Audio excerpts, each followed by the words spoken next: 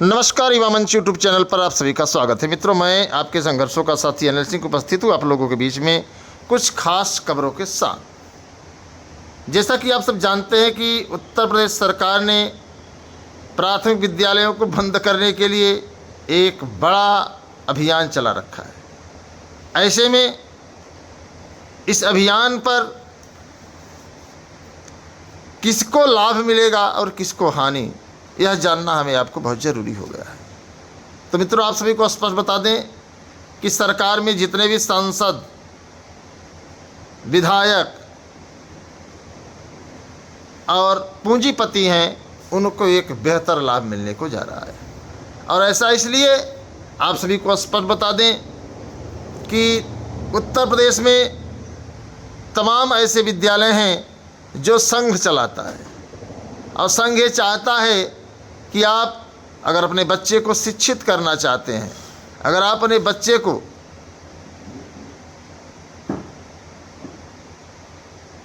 पढ़ाना चाहते हैं, तो आपको किसी संघ के विद्यालय में अपने बच्चे को पढ़ाना होगा।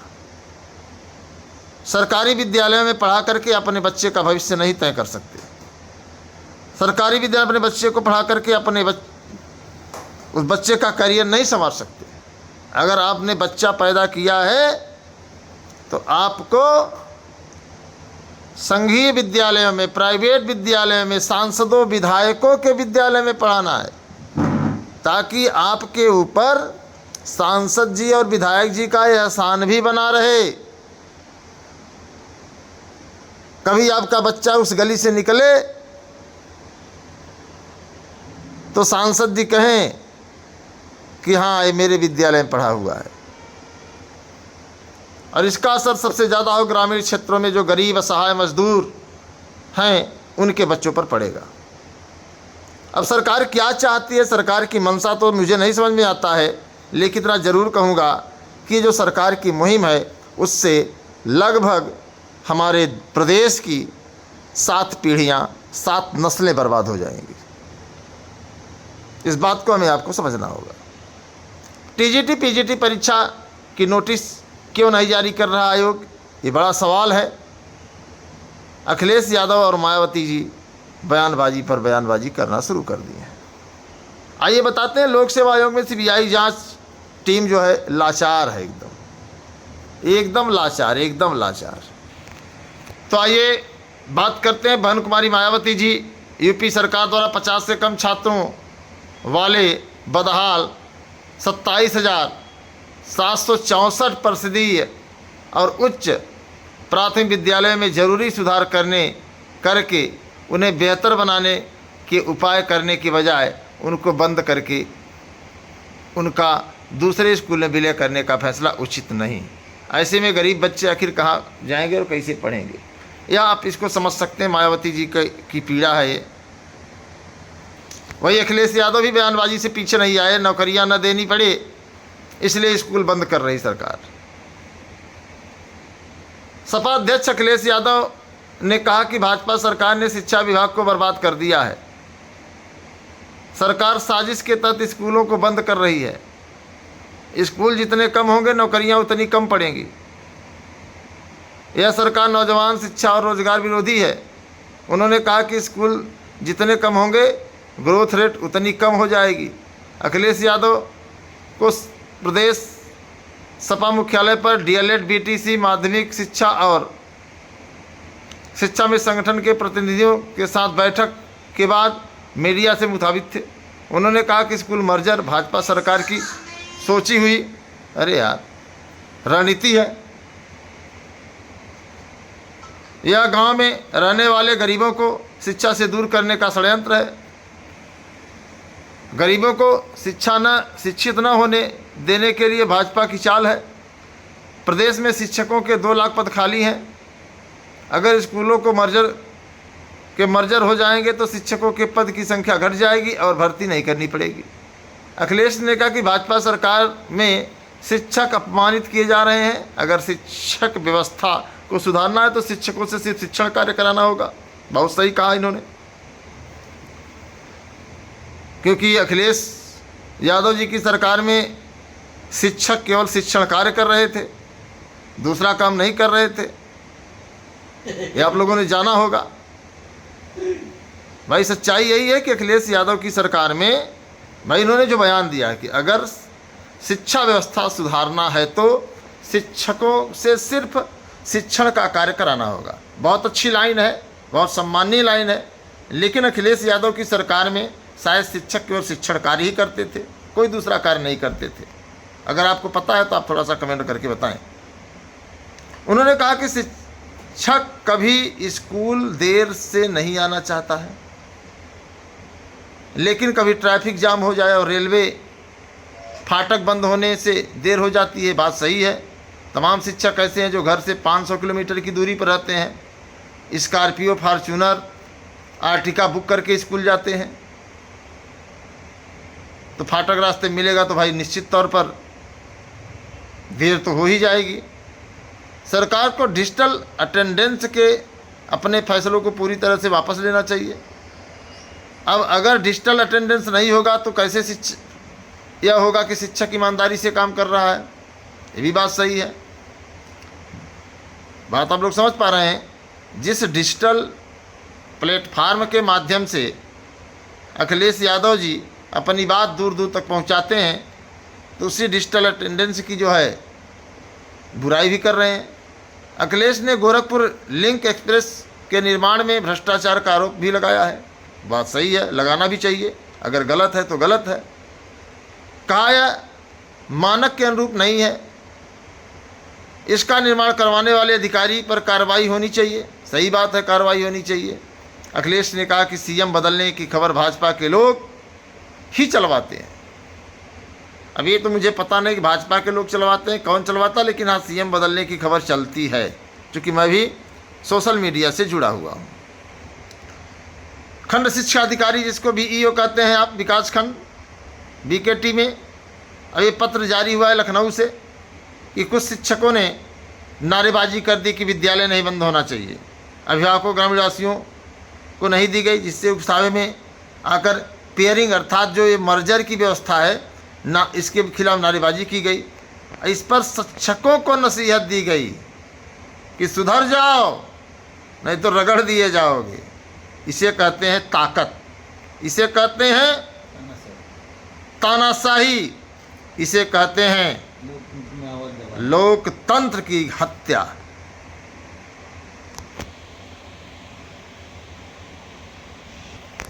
ठोस सुराग मिलने के बाद भी बंधे हैं सीबीआई के हाथ। सच्चाई है कि पीसीएस 2015, एपीएस 2010 समेत कई परीक्षाओं में भी धांधली के सबूत मिले हैं।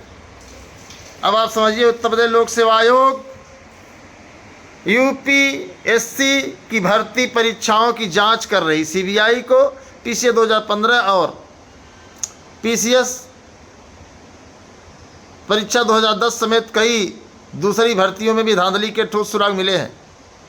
सीबीआई ने जहां पीसीएस 2015 के मामले में बाहरी अज्ञात लोगों व आयोग के अज्ञात अफसरों के खिलाफ एफआईआर दर्ज की थी, वहीं अपर निजी सचिव एपीएस भर्ती 2010 के मामले में भी तत्कालीन परीक्षा नियंत्रक प्रभुनाथ के खिलाफ मुकदमा दर्ज किया गया है। इसके अलावा सीबीआई ने गड़बड़ियां मिलने पर आधा दर्जन अन्य अभ्यर्थियों के मामले में प्राथमिक जांच पीई दर्ज की है। जिन भर्तियों के मामले में पीई दर्ज की गई थी उसमें समीक्षा अधिकारी, सहायक समीक्षा अधिकारी, परीक्षा 2013, सम्मिलित राज्य अवर अभियंता, अधीनस्थ सेवा परीक्षा 2013, उत्तर प्रदेश प्रांतीय न्यायिक सेवा परीक्षा 2013 और मेडिकल ऑफिसर परीक्षा 2014 शामिल हैं। मतलब जितनी भी अखिलेश यादव की सरकार में परीक्षाएं हुई हैं, सब में धांधली हुई है। सीबीआई हाँफ रही है। 5 साल की जांच में एक भी गिरफ्तारी नहीं हुई है। ये समाचार पत्र वाले लिखे हैं भैया कि एक भी आयोग पर जल्द दस्तावेज उपलब्ध कराने का दबाव।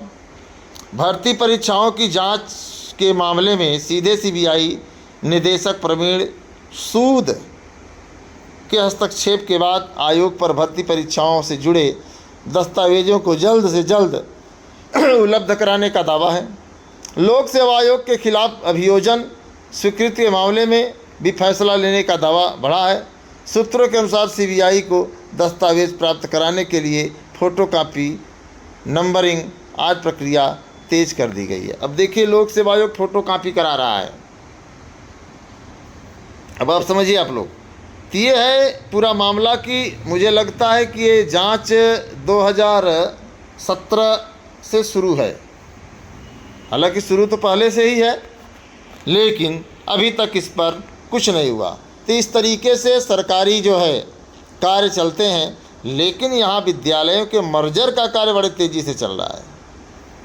जहाँ उत्तर प्रदेश में शिक्षक भर्ती को लेकर के एक बड़ी आवाज़ बुलंद की गई, अखिलेश यादव सहित तमाम विपक्षी दल ने प्राथमिक शिक्षक भर्ती को लेकर के, बेरोजगारी को लेकर के सरकार पर निशाना साधा, तो वहीं सरकार ने सीधे सीधे न रहेगा बांस न बजेगी बांसुरी का अभियान चला दिया है। जब विद्यालय ही नहीं होंगे तो नौकरी कहाँ मांगोगे। ये बहराइच का मामला है। बहराइच में 123 स्कूल बंद हो रहे हैं। तो ऐसे में आप समझिए कि मुझे लगता है कि पूरा बहराइच प्राथमिक विद्यालयों से खाली हो जाएगा। बहराइच में 123 विद्यालय बंद हो रहे हैं, उस पर शिक्षक भड़क गए। शिक्षक भड़केंगे तभी नोटिस आप लोगों ने दिखाया मैं आप लोगों को ना, थोड़ा संभल करके भड़किएगा, नहीं नौकरी से हाथ धो बैठेंगे आप।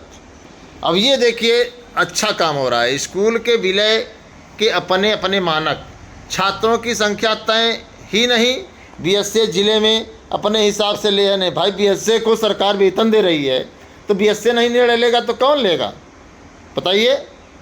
कहीं 10 कहीं 20 तो कहीं 50 संख्या वाले स्कूलों को भी रगड़ दिया जा रहा है।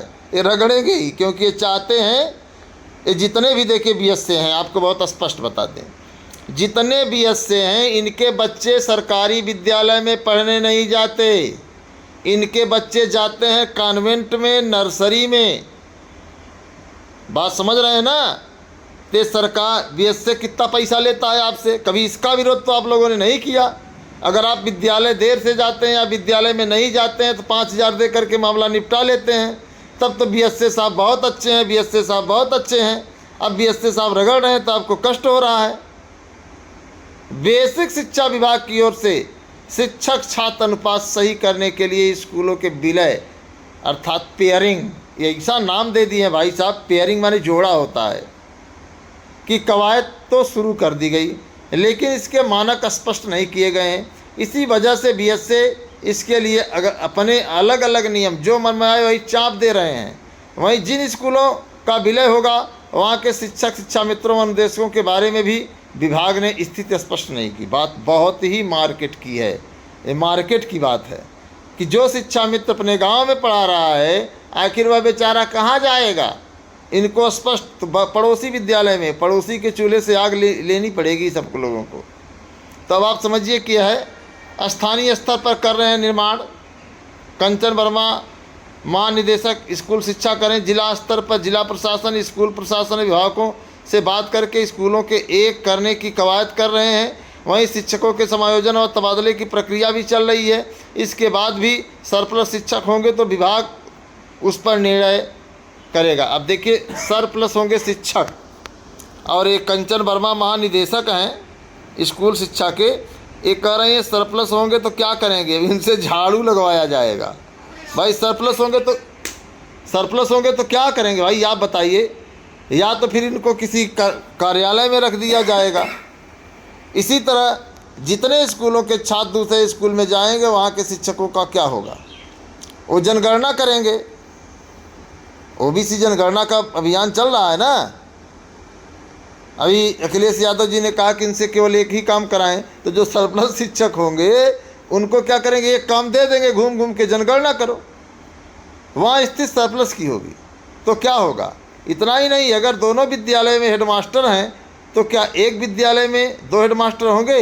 इसी तरह विद्यालय में 2 से ज़्यादा शिक्षा मित्र नहीं हो सकते। इन सभी चीज़ों को लेकर के स्थिति स्पष्ट न होने से जिलों में उहापोह की, देखिए उहापोह की स्थिति तो बनी रहनी तय है। ये आपको समझना चाहिए कि जो भी विद्यालय में शिक्षक पढ़ाते हैं वो अपने बच्चे को कॉन्वेंट में पढ़ाते हैं, प्राइवेट विद्यालय में पढ़ाते हैं। इस बात को समझिए। ऐसे आप लोगों को गंभीरता से विचार करना होगा कि हम अपने दी गई शिक्षा पर कॉन्फिडेंस नहीं करते, अपने द्वारा दी गई शिक्षा पर भरोसा नहीं है, आप अपने बच्चे को कॉन्वेंट में पढ़ाते हो, बड़े बड़े शहरों में रखते हो, तो ऐसे हालात में जब विद्यालय में बच्चे नहीं होंगे तो क्या करेगी सरकार? इसलिए बच्चा भी ज़रूरी है। जबकि मोहन भागवत जो हमारे सरसंघ चालक हैं, भारतीय जनता पार्टी के सबसे वरिष्ठ आरएसएस के मुखिया, उन्होंने कहा कि बच्चे पैदा करो, तो आप लोग वो भी नहीं करोगे, तो भाई कैसे काम चलेगा भैया? इसलिए थोड़ा सा समझिए, जागो ग्राहक जागो। यह भी खबर देख लीजिए, महज एक शिक्षक के सारे यूपी के 5,795 सरकारी स्कूल चल रहे हैं भैया। भाई क्या करेंगे? सरकार तो यही चाहती है ना। उत्तर प्रदेश में 5,795 सरकारी स्कूल महज एक शिक्षक के सहारे चल रहे हैं। अब भैया जिस विद्यालय में एक शिक्षक होगा, उसमें कोई गार्जियन, कोई माता पिता अपने बच्चे का करियर बर्बाद करने के लिए, उसका भविष्य चौपट करने के लिए काहे लिखवाएगी? काहे लिखवाएगी भाई? तो विद्यालय तो बंद होना तय है। बहुत स्पष्ट है कि जो सरकार है वर्तमान समय में, ये कौन सी सरकार है आपको पता ही है? पता है कि नहीं पता है? यह सरकार केवल भजन पूजन वाली सरकार है। यह सरकार केवल जात संप्रदाय में आपको एक दूसरे से लड़ाने वाली सरकार है। हालांकि विपक्ष भी इसमें कोई कमजोरी नहीं कर रहा है, लेकिन सच्चाई यही है कि यह सरकार जो है क्या कर रही है आप लोग देख रहे हैं। अब फिर भी आप लगातार ये कहते हैं कि आएंगे तो फलाने, तो भाई बुलाइए फलाने को बुलाएंगे तो यही होगा। अब सोचिए कि इस तरीके से चल रहा है शिक्षा का व्यवसायीकरण कि आप इस पर कुछ कर ही नहीं सकते। बड़े बड़े मंत्री हैं, विधायक हैं, सांसद हैं, इनके अनगिनत विद्यालय चल रहे हैं, व्यवस्थाएं चाक चौबंद हैं, जम के फीस वसूल रहे हैं। जूता भी इन्हीं की दुकान से लेना है, किताब कापी भी लेना है, ड्रेस भी लेना है, टाई बेल्ट बिल्ला भी लेना है। यही साहब तय करेंगे कौन सी किताब आपके बच्चे को पढ़नी है। तो भाई मेरे, जब ये मार्केटिंग होगी, और इन विधायकों सांसदों के दबाव में सरकार है। आपको पता ही है कि 37 सीट हारने के बाद सरकार ने सोचा कि अब क्या करें। तो जो बड़े बड़े विधायक सांसद हैं, आप ऐसे समझिए बहुत साफ शब्दों में कि अक्सर आपने देखा होगा जो बाहुबली विधायक होता है उसको तत्काल बुला लिया जाता है, उसको टिकट दे दिया जाता है, उसको चुनाव मैदान में उतार दिया जाता है। उतार दिया जाता है कि नहीं उतार दिया जाता है? और हम आप उसी को खुश हो करके वोट देते हैं, चाप करके वोट देते हैं, वो जीत जाता है। जब जीत जाएगा, उसके पास 4 विद्यालय हैं, तो क्या करेगा बताइए? किसी विधायक के पास, किसी सांसद के पास अगर 4-4, 5-5 विद्यालय हैं तो क्या करेगा? वो सरकार पर दबाव नहीं बनाएगा? वो तो कहेगा ही ना कि सरकारी वाला बंद रहेगा तो हमारा वाला बढ़िया से चलेगा, इसलिए सरकारी को बंद करो। सरकारी में 45,000, 50,000, 60,000, 70,000 वेतन देना पड़ेगा, 1 लाख वेतन देना पड़ेगा। हम तो 10,000 में करवा लेते हैं इन लोगों से, और 10,000 में खुश रहते हैं, जी हजूरी दिन रात करते हैं। अब वेटिंग में लगातार पड़े रहते हैं कि हमको भी रख लो, हमको भी रख लो। तो हमारी लिए व्यवस्था है 60,000 में हम 6 रखेंगे। आप बेवजह बाबा जी परेशान हैं, इसलिए सब विद्यालय बंद कर दो। ये जब तक मानसिकता रहेगी तब तक आपको बता दें कि हम आप कुछ नहीं कर पाएंगे। अब बस देखते रहिएगा। अभी तो संविलियन चल रहा है ना, अभी मर्जर चल रहा है ना, इसको हो जाने दीजिए, फिर देखिए शिक्षा व्यवस्था। और सबसे बड़ी जो पीड़ा होगी, जो गरीबी से जूझ रहे हैं, जो मजदूरी करके अपने जीवन यापन कर रहे हैं, उनको क्या है? उनको लगता है कि राशन, आवास, शौचालय मिल गया तो जिंदाबाद हैं हम। तो इन सभी चीज़ों को थोड़ा सा समझना होगा।